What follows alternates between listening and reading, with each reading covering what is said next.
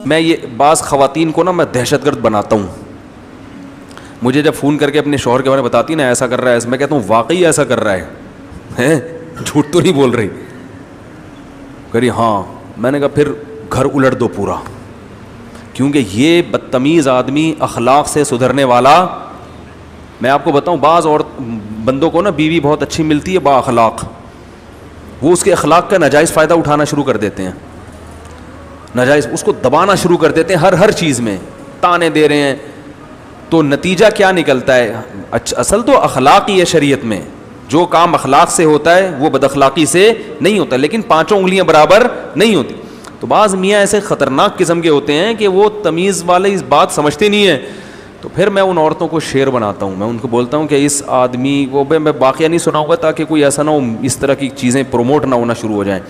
تو پھر میں ان کو خود جلاد بناتا ہوں. میں کہتا ہوں اس آدمی سے جو ہے نا تمیز سے بات کرنا چھوڑ دو, یہ انسان کا بچہ بن جائے گا. تو وہ بنتے ہیں پھر انسان کے بچے. تو وہی ہے کہ کوشش تو کرو گھی سیدھی انگلی سے نکل آئے, نہیں نکل رہا ہو تو پھر انگلی تھوڑی سی گھمانی پر. تو یہ گھروں میں بھی ہے, بچہ تمیز سے محبت سے باز آ جائے ٹھیک ہے, نہیں آئے تو چمچ پلیٹ تو کرنا پڑے گا. اسی طرح بیگم کا معاملہ ہے, تمیز سے محبت سے ٹھیک ہے, نہیں تو پھر سختی کرنی پڑے گی. میاں بھی تمیز سے نہیں چل رہا اور برداشت سے باہر ہو گیا ہے تو پھر بھائی تمیز ومیز نہیں ہوتی. سے بولا بھائی رہنا ہے رہو, نہیں تو میں علیحدگی لے رہی ہوں. نہیں دے تو اس کا باپ بھی دے گا. ایک صاحب نے بتایا بہنوں یہ ظلم کر رہا ہے, طلاق ہی نہیں دے رہا, لٹکایا ہوا. میں نے کہا کنڈی لگاؤ, دروازہ بند کرو, 4-5 کنڈے بلاؤ, اس کا باپ بھی طلاق دے گا انشاءاللہ.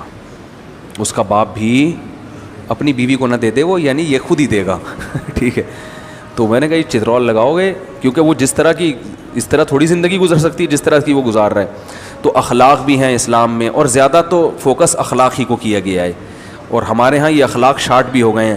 لیکن ایک آپشن اسلام میں جنگ و جدال بھی رکھا ہے, چاہے وہ انفرادی ہو یا وہ اجتماعی. دیکھو زنا کے بارے میں اللہ نے خود بتایا کہ اگر 4 گواہ ہیں نا زانی پر تو پھر کوڑے لگیں گے.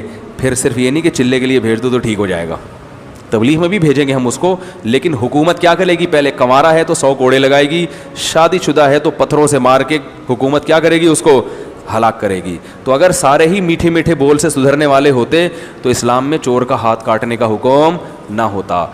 کیا خیال ہے؟ سارے اگر محبت کی چھری سے ہی سدھرنے والے ہوتے, سارے اگر اخلاق سے ہی سدھرنے والے ہوتے تو اسلام میں ڈاکو کو چوک پہ لٹکا کے قتل کرنے کا حکم نہ ہوتا. حکومت کو ہے یا آپ نہ لٹکانا شروع کر دیں.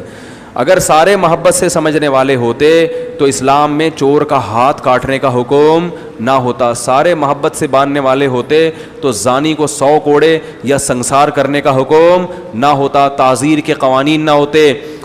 تو اس لیے پتہ چلتا ہے کہ دونوں چیزیں معاشرے میں, مارکیٹ میں کیا ہونی چاہیے؟ اویلیبل. اور آپ کی ذات میں بھی دونوں صفات ہونی چاہیے. آپ میں میٹھا پن بھی ہونا چاہیے اور کڑواہٹ بھی تھوڑی سی. میرے والد صاحب بڑی پیاری بات کہتے تھے کہ نہ اپنے آپ کو اتنا میٹھا بناؤ کہ لوگ نگل لیں, اور نہ اتنا کڑوا بناؤ کہ تھوکنا شروع کر دیں. بیلنس رکھنا ہے ہر چیز میں. یہی اسلام کا حکم ہے اور یہی نبی صلی اللہ علیہ وسلم کی تعلیمات ہیں. مزید شارٹ کلپ بیانات کے لیے ہمارے چینل کو سبسکرائب کیجیے اور بیل آئیکن کو دبائیے. جزاک اللہ.